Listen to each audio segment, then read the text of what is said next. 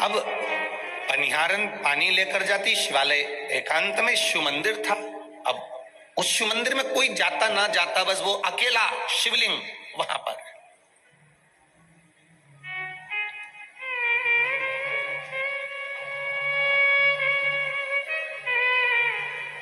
एकांत में शिवलिंग अकेला।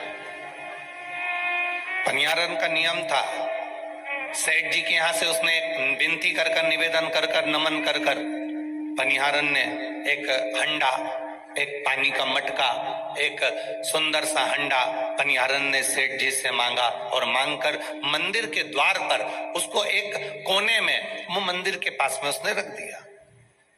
अब मंदिर के पास में रखा और पनिहारन क्या करती, कुएं में से पानी लेकर आती और पानी लाती, सेठ जी के यहाँ जाती तो थोड़ा थोड़ा पानी उस मटके में, उस हंडे में डालती हुई चली जाती।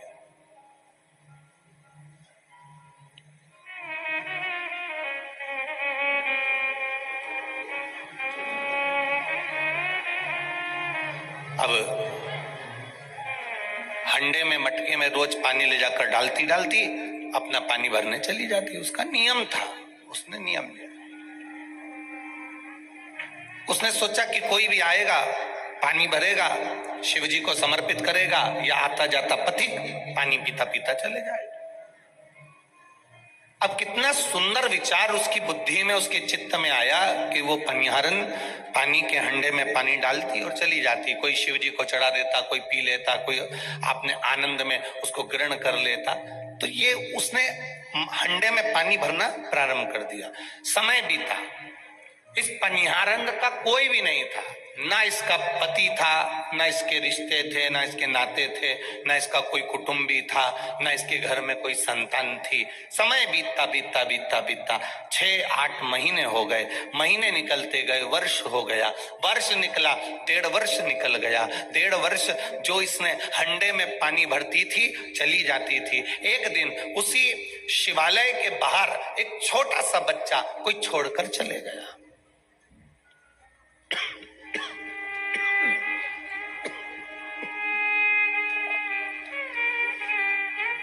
शिवालय के बाहर छोटा सा बच्चा कोई छोड़कर चले गया। और शिवालय के बाहर जब छोटा सा बच्चा कोई छोड़कर गया, पनिहारन ने उस बच्चे को देखा और पनिहारन उस बच्चे को गोदी में उठाई।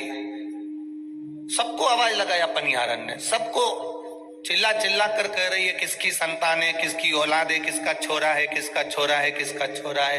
सबको आवाज लगा रही, सबको कह रही। कोई उस बच्चे को लेने के लिए नहीं आया, कोई उस बच्चे को प्राप्त करने के लिए नहीं आया।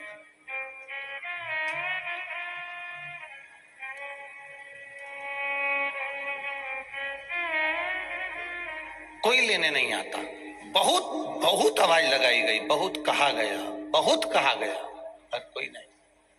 अब पनिहारन ने नियम बनाया, बच्चे को लेकर घर चली गई, रोज आती, रोज बैठ जाती। सेठ जी ने आकर पूछ लिया पनिहारन से, क्यों तू आजकल जल भरने नहीं आ रही है, पानी भरने नहीं आ रही है? अरे सेठ जी, द्वार पर एक बच्चा शिव मंदिर के द्वार पर मिल गया, वो छोटा सा बच्चा रो रहा था, मैंने गोदी में ले लिया। मैं रोज मंदिर की चौखट पर आकर बैठती हूँ, ये बच्चा जिसका हो वो लेकर चले जाए। रोज आवाज लगाती हूँ, रोज चिल्लाती हूँ, पर कोई आता ही नहीं।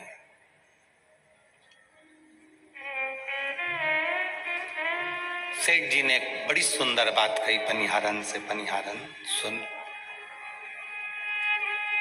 तू मेरे यहां से एक हंडा मांग कर ले गई थी, एक मटका मांग कर ले गई थी, वो तूने शिव जी के द्वार पर ले जाकर रख दिया था और उसमें रोज पानी भरती चली जाती थी, रोज जल डालती चली जाती थी। तेरा कोई नहीं था ना, इसलिए देवाधिदेव महादेव ने सुनकर तेरी खाली झोली में एक बेटा दे दिया।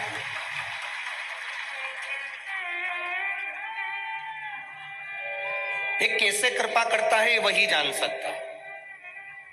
एक बच्ची ने एक पत्र लिखा है,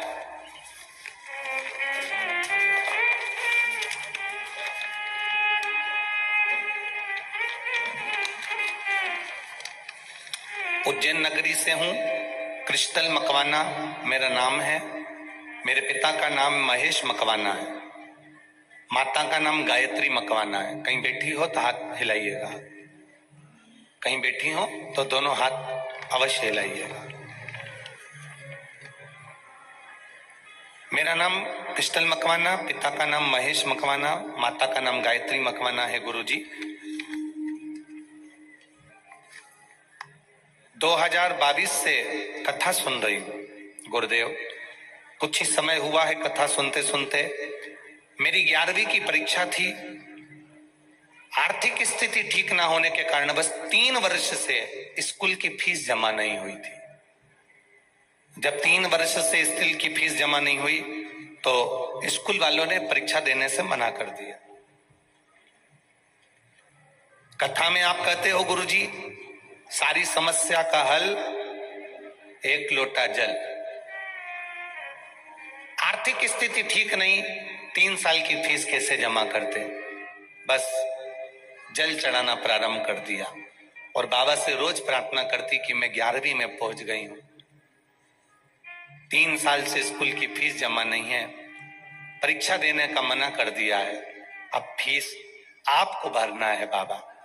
एक लोटा जल रोज चढ़ाती, शिव जी से प्रार्थना करती और बाबा की कृपा ऐसी हुई, मेरी टीचर का फोन आया और कहती है कि तुम परीक्षा देने बैठ सकती हो, फीस की व्यवस्था किसी ने कर दी है। ये शिव तत्व।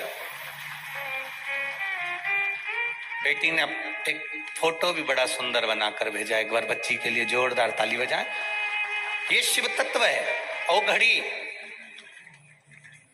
आप उस पर कर रहे हो भरोसा, आप उस पर कर रहे हो विश्वास, और जब भरोसा और विश्वास दृढ़ होता है, प्रबल होता है, तो वो परमात्मा का साक्षीकरण, वो परमात्मा का दर्शन अवश्य होगा।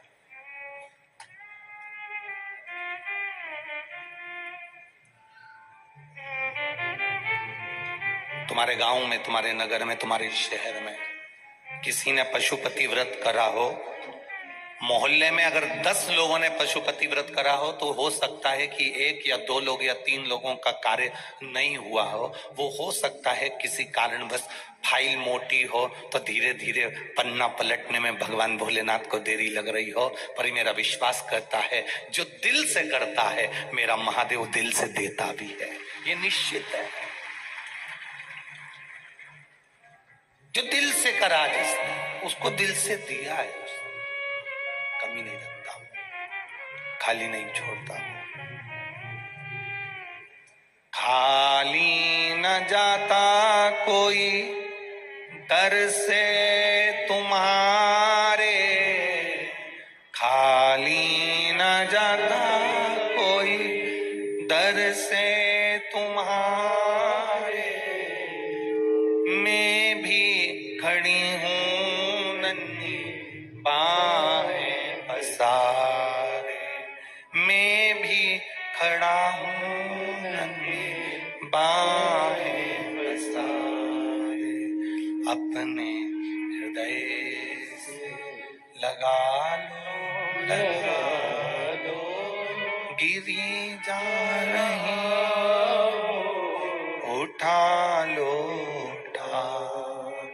भगवान की भक्ति में जो डूबता चले जाता है, भगवान के स्मरण में जो डूबता चले जाता है, परमात्मा उसको संभाल लेता है।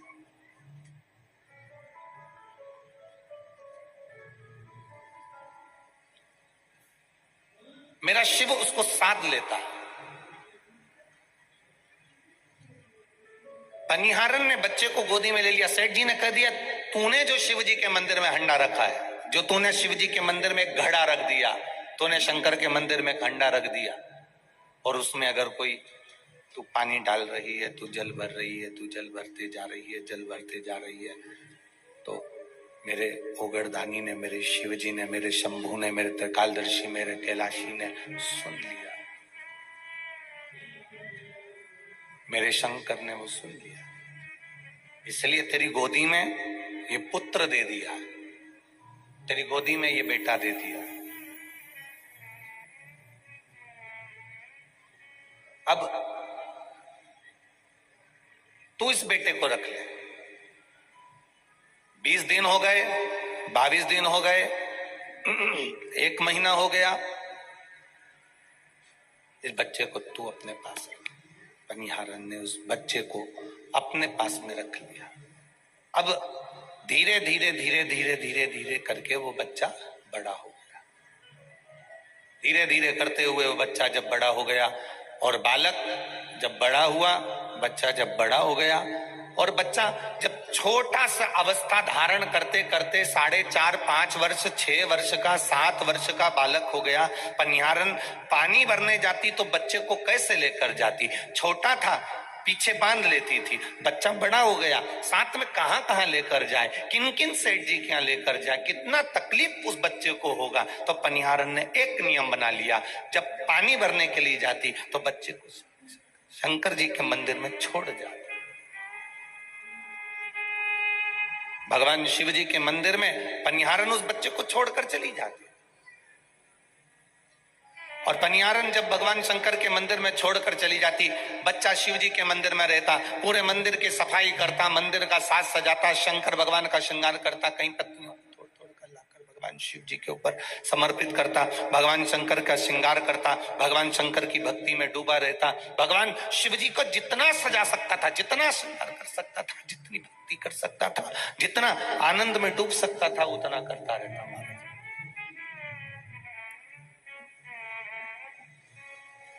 जितनी कर सकता था उतना करता।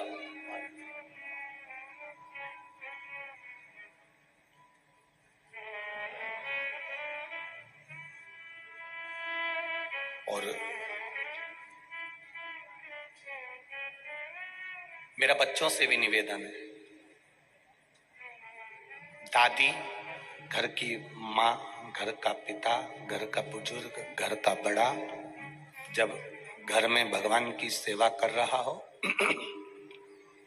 श्रृंगार कर रहा हो, भगवान की भक्ति में जब डूबा पड़ा हो, घर के बच्चों से निवेदन है उसको देखकर आप भी भगवान की सेवा को, भगवान के श्रृंगार को समझने का प्रयास करिएगा।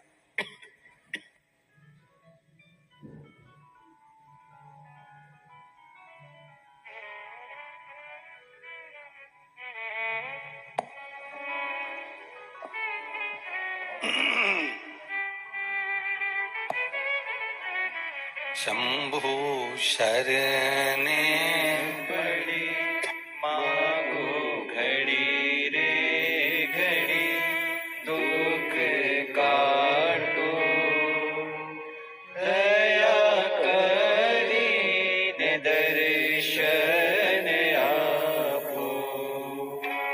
शंभो शरण पड़े मांगो घड़ी रे घड़ी, दुख काटो दया करी ने दर्शन आपो। शरण पड़े मांगो घड़ी रे घड़ी, दुख काटो दया करी ने दर्शन आपो।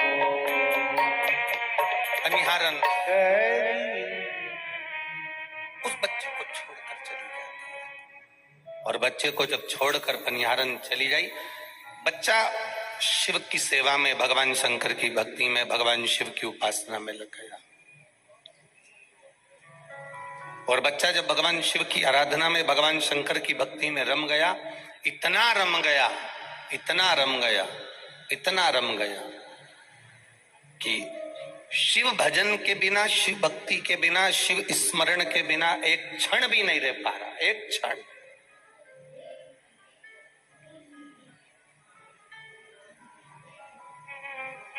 एक घड़ी भी वो शिव भक्ति के बिना नहीं रह पा रहा। जब एक घड़ी भी वो शिव भक्ति के बिना नहीं रह सकता, पनिहारन आती, बच्चे को लेकर चली जाती। समय ऐसा बीतता गया, ऐसा बीतता गया कि पनिहारन बच्चे को मंदिर में छोड़ती, केवल लेकर चली जाती। बच्चा दिन भर भूखा रहता, दिन भर कुछ भी भोजन नहीं करता, कुछ भोजन नहीं करता। बच्चा जब बिल्कुल भी भोजन ग्रहण नहीं करता पनिहारन को लगा कि ये रोज घर पर आता नहीं, भोजन ग्रहण करता नहीं, बड़ा छोटा सा बालक है, कितना कष्ट भोग रहा होगा, कितनी तकलीफ आ रही होगी, कितना दुख हो रहा होगा, कितनी कष्ट, कितना दुख, कितनी तकलीफ आ रही। अब विचार किया, सोचा क्या करा जाए। पनिहारन ने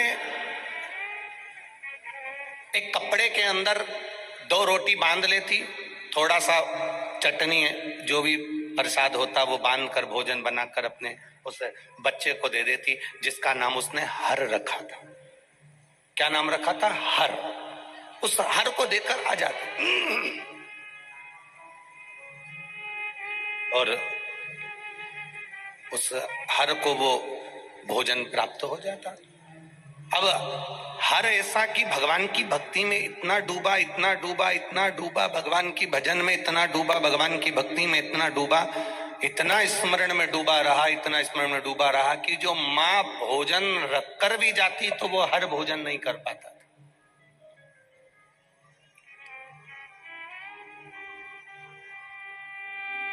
अगर मान लो वो भोजन रखकर चली भी जाती तो वो भोजन नहीं कर पाता, क्योंकि भक्ति में इतना डूबा हुआ था, वो भजन में इतना डूबा हुआ था। अब एक दिन माँ ने देखा कि बच्चा बड़ा दुर्बल हो गया, बड़ा दुबला सा दिख रहा है, बड़ा दुर्बल सा दिख रहा है, बड़ा दुबला और बड़ा दुर्बल दिख रहा है। माँ ने पूछ लिया, हर तो भोजन नहीं करता क्या? तो भोजन ग्रहण नहीं करता क्या? हर ने अपनी माता के चरणों को प्रणाम कर कर कहा, माँ शंकर जी की सेवा में लगा रहता हूं ना, उनकी सेवा में लीन रहता हूं ना, तो मुझे भूख भी नहीं लगती। माँ का हृदय क्षुब्ध हो गया कि छोटा सा बच्चा और ये भोजन तक ना करे, शिव जी की सेवा में लगा हुआ है।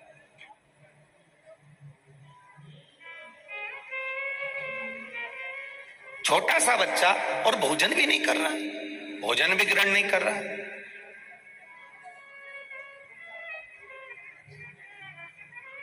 विचार किया,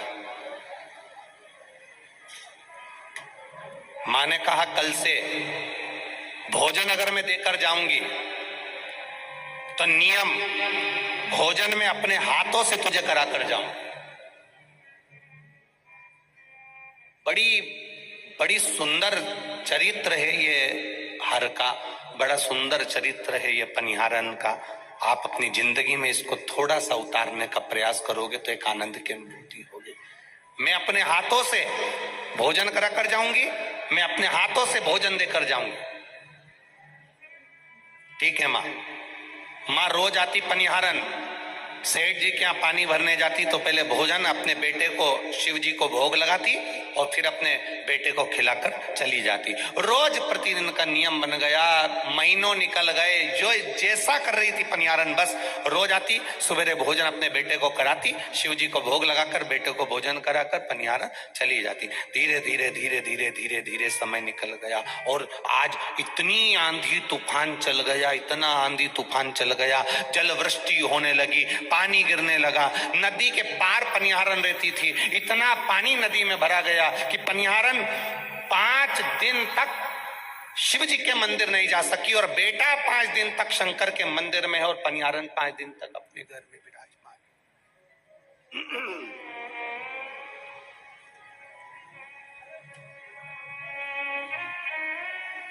मंदिर में बेटा है, घर में मां है, बीच में नदी उफान भरकर बह रही है, नदी उफान भरकर बह रही है।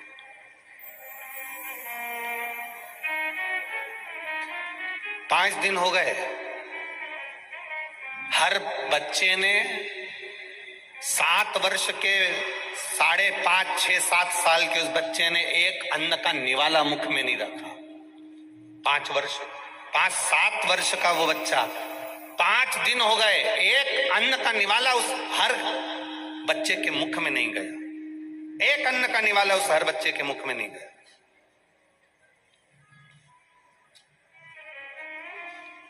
देखा शंकर भगवान का कैलाश धाम, जो हर बालक शिव जी के मंदिर में सेवा करता था, वो शंकर जी का शिवालय हिल रहा है।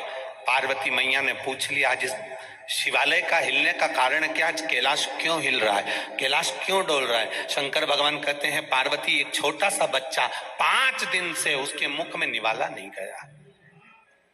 क्यों नहीं गया? उसकी मां रोज भोजन लेकर आती थी, प्रतिदिन मां भोजन लेकर आती थी, प्रतिदिन।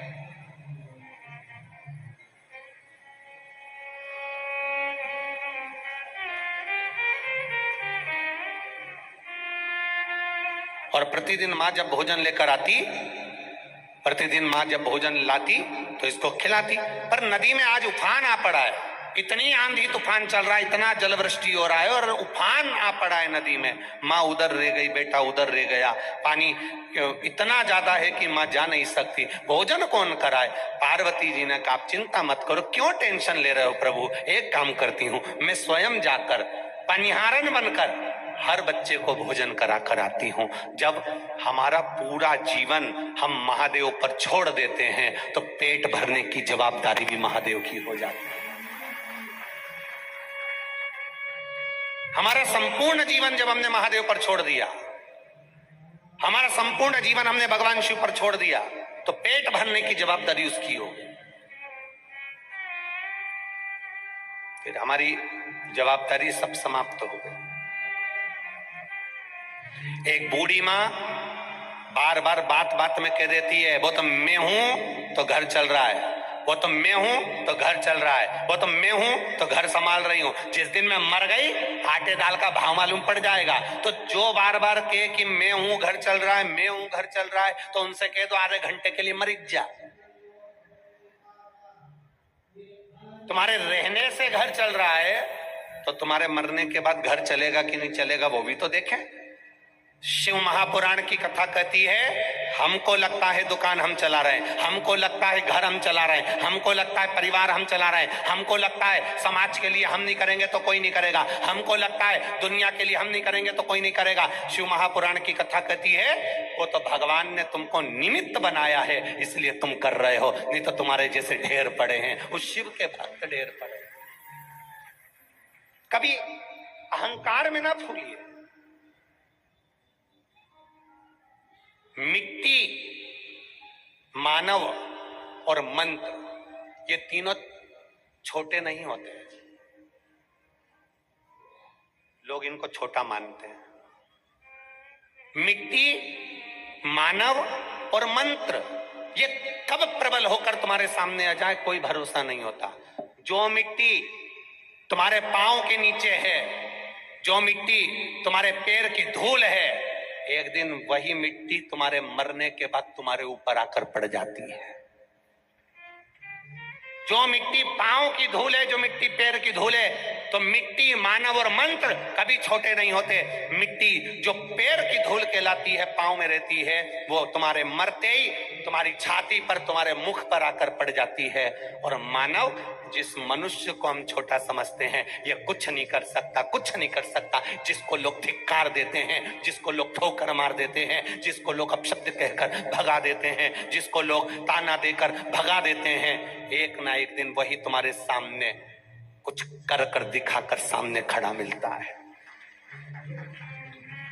मिट्टी, मानव और मंत्र, जिस मंत्र को हम भजना नहीं चाहते, जिसको हम बोलना नहीं चाहते, हमें राम नाम नहीं लेना, हमें कृष्ण नाम नहीं लेना, हमें शिव नाम नहीं लेना, जिस मंत्र को हम भजना नहीं चाहते, जिसका हम भजन नहीं करना चाहते, जिसका हम स्मरण नहीं करना चाहते, जिस नाम को हम लेना नहीं चाहते, तुम्हारे मरते समय भी तुम्हारे परिवार वाले तुमसे कहते हैं, अब राम राम बोल लो, अब भगवान का नाम बोल लो, अब भगवान का भजन कर लो। वो मंत्र तुम्हारे मृत्यु के बाद भी तुम्हारे सिर पर घूमता रहता, उस मंत्र का स्मरण।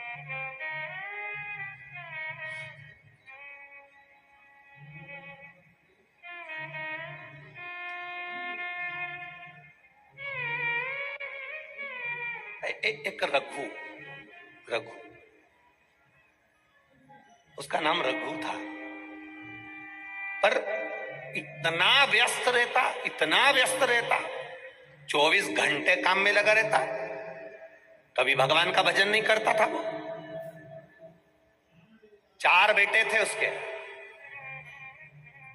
अंतिम सांसें चल रही है उसकी, मृत्यु के घाट पर पड़ा है, अंतिम सांसें चल रही है, मरने जा रहा है, प्राण छूटने जा रहा है, और पलंग पे पड़े पड़े अपनी पत्नी पास में बैठी थी और पत्नी कह रही थी, सुनो जी तुम्हारे प्राण छूटने वाले हैं, राम कह लो, कृष्ण कह लो, भगवान का भजन कर लो, ईश्वर को याद कर लो, परमात्मा को याद कर लो।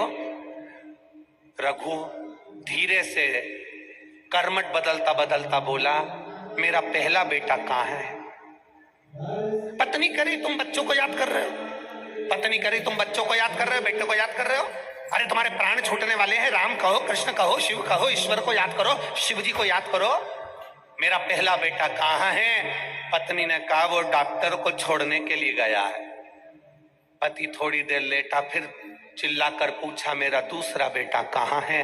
पत्नी बोली, बेटों को याद मत करो, भगवान को याद करो, ईश्वर को याद करो, प्राण छूटने का समय है तुम्हारा, अंतिम क्षण चल रहा है तुम्हारा, मरने वाले हो, ईश्वर को याद करो। पति बोला, मेरा दूसरा बेटा कहाँ है? पत्नी बोली, वो दवाई लेने के लिए गया है। पति फिर कर्मठ बदलता हुआ बोला, मेरा तीसरा बेटा कहाँ है? पत्नी बोली, वो तुम्हारे पांव दबा रहा है, तुम भगवान को क्यों नहीं भज रहे? तुम राम को क्यों नहीं भज रहे? तुम कृष्ण को क्यों नहीं भज रहे? शिव को क्यों नहीं भज रहे? पति कर्मठ बदलता बदलता बोला, मेरा चौथा बेटा कहाँ है? पत्नी बोली, वो अंदर पानी लेने गया है तुम्हारे लिए। इतने में रघु उठते से ही बोला, चारों की चारों यही मर रहे हैं तो दुकान पर कौन बैठा है? मरने जा रहा, प्राण छूट रहे हैं, अंतिम श्वास चल रही है, और याद क्या आ रही है? बोलो रे देपालपुर वालों, जरा बोलो, दुकान याद आ रही। कई लोग ऐसे बैठे होंगे, वो सोच के बैठे हैं, अभी तो कमाने की उम्र है, अभी तो खाने की उम्र है, अभी तो घूमने की उम्र है, अभी तो ये उम्र है, जब बुढ़ापा आएगा तब भगवान का भजन कर लेंगे। जैसे जैसे बुढ़ापा बढ़ते चले जाता है, भगवान का भजन कम हो पाता है, भगवान से लगन कम लग पाती है, और चाबी से और छोरा छोरी से और भोजन में और घर में छुपकली जैसा प्रेम बढ़ जाता है। छुपकली को देखा तुमने? छिपकली, वो छिपकली को भगाओ, वापिस बल्ब के पास पीछे छुप कर बैठ जाए।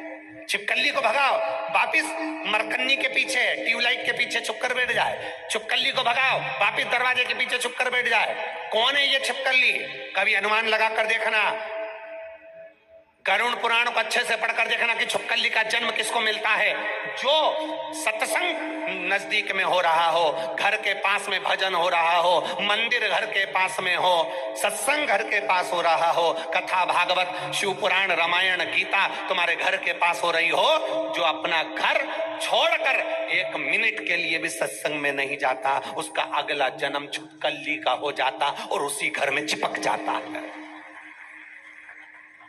तो तुम आज घर पर जाकर लड्डू बनाकर खाना, क्योंकि 84 लाख योनि में एक योनि है छिपकली की, तो तुम छिपकली नहीं बनोगे, पड़ोसन बन सकती है। तो तुम्हें प्रसन्न होने की बात है कि मैं छिपकली नहीं बन सकती, क्योंकि मैं भगवान की भक्ति में डूबी हूँ, मैं भगवान के भजन में डूबी हूँ, मैं भगवान के मंत्र में डूबी हूँ, मैं भगवान के स्मरण में डूबी हूँ, मैं भगवान के संकीर्तन में डूबी हूँ।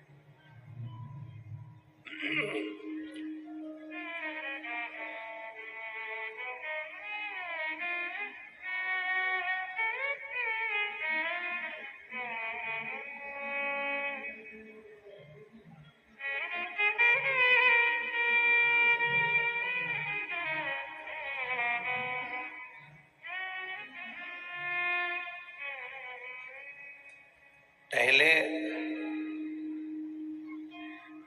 घर में टीवी नहीं होती थी तो पड़ोसी के यहाँ टीवी देखने जाते थे। अरे बोलो रिजी जी, सही है कि गलत है? घर में टीवी नहीं होती थी तो पड़ोसी के यहाँ टीवी देखने जाते थे। अपने घर में आम का पेड़ नहीं होता था तो पड़ोसी के घर में आम तोड़ने, अरे बोलो बोलो जम के बोलो, जाते थे। अपने यहाँ पर बेर का पेड़ नहीं होता था तो पड़ोसी के घर बेर तोड़ने जाते थे। कोई जरूरी है कि अपने घर में आम का पेड़ होना चाहिए? कोई जरूरी है कि बेर का पेड़ होना चाहिए? पड़ोसी के यहाँ तो है ना, तो वहां से तोड़कर खा लो, वहां से मांग कर खा लो, वहां से लेकर खा लो। पड़ोसी के यहाँ तो है ना, तो वहां से लेकर खा सकते हो। उसी तरह अपने घर में अगर कोई भजन नहीं करे, अपने घर में अगर कोई सत्संग नहीं करे, अपने घर में कोई भगवान का नाम नहीं लेने दे, तो पड़ोसन से बात कर कर उसके साथ बैठकर तो भजन कर सकते हो, उसके यहाँ जाकर तो नाम जाप कर सकते हो, उसके यहाँ बैठकर तो कीर्तन कर सकते हो। कोई जरूरी कि आम का पेड़ अपने यहाँ होना चाहिए, बेर का पेड़ अपने यहाँ होना चाहिए? अपने यहीं पर कीर्तन हो, अपने यहीं पर ना ना ना, वहां जाकर भी तो कर सकते हो, वहां जाकर भी तो प्राप्त कर सकते हो। वहां भी तो पहुंच सकते हो।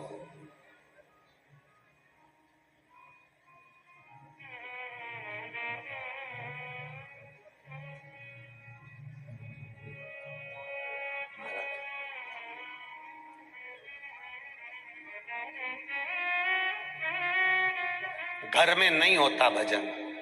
वो मालवा के संत श्री नागर जी महाराज का एक सुंदर वृतांत, वो चरित भजन गाते हैं ना, घर में नहीं होवे भजन, गुरु जी तेरे पास बुला लेना, आश्रम के पीछे हो मारी झोपड़ी बना दे। नहीं हो घर में भजन, नहीं हो सत्संग, कीर्तन, नहीं हो मंत्र जाप, नहीं हो स्मरण घर में, तो हम क्या बाहर जाकर नहीं कर सकते?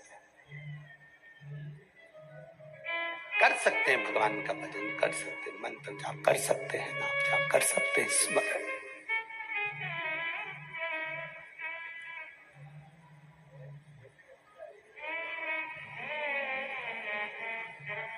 शिव कथा कह रही है, शिव महापुराण की कथा कर रही है। मिट्टी पैर में रहती है, दुनिया के लोग भले रोंदे उसको, कब मिट्टी तुम्हारे ऊपर आ जाएगी कोई भरोसा नहीं है। जिसको दुनिया ने धुतकारा, जिसको दुनिया ने लड़कारा, अपशब्द कहे, ताने दिए, ठोकर लगा दी, लात मार दी, फेंक दिया, उस मनुष्य ने भी एक दिन उन्नति पाली, एक दिन तरक्की पाली, तुम्हारे सामने आकर खड़ा है। मिट्टी को, मानव को और मंत्र को, भगवान के नाम को कभी छोटा मत समझना। ये बड़े से बड़ा है, कभी भी उछल कर तुम्हारे सामने आ सकता है, कभी भी आ सकता है।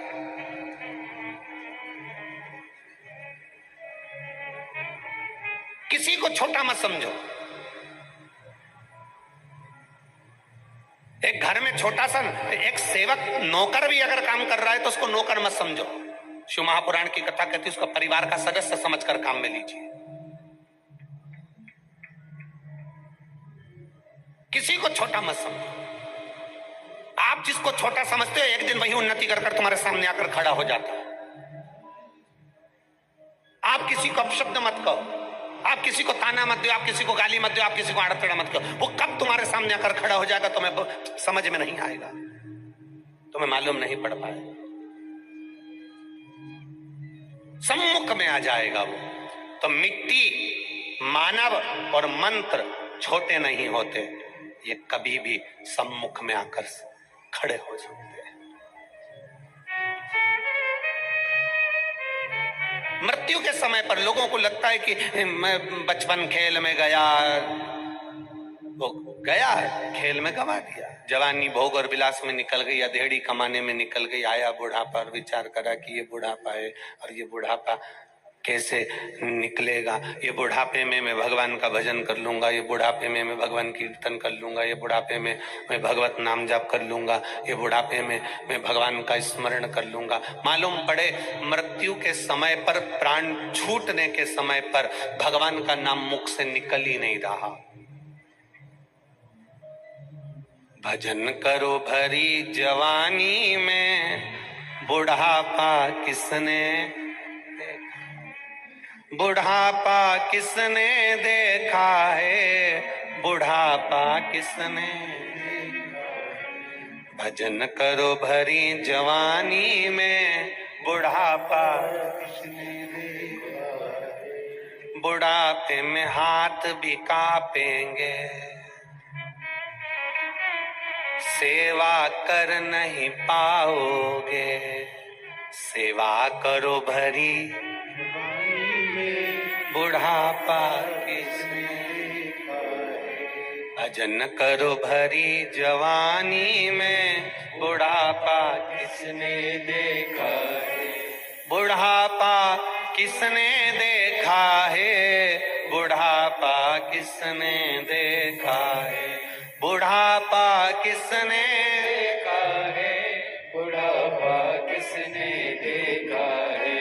भजन करो भरी जवानी में, बुढ़ापा किसने देखा है। भजन करो भरी जवानी में, बुढ़ापा किसने देखा है।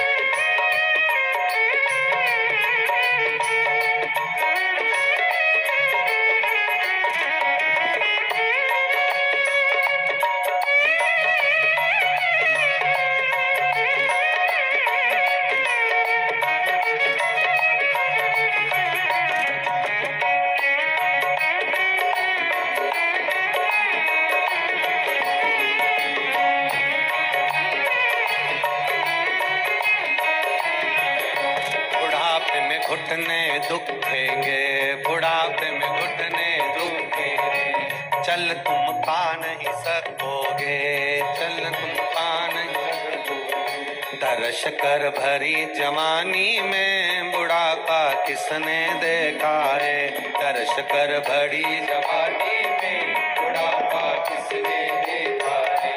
भजन कर भरी जवानी में, बुढ़ापा किसने देखा है। भजन कर भरी जवानी में, बुढ़ापा किसने देखा है। बुढ़ापा किसने देखा है, बुढ़ापा किसने देखा है। बुढ़ापा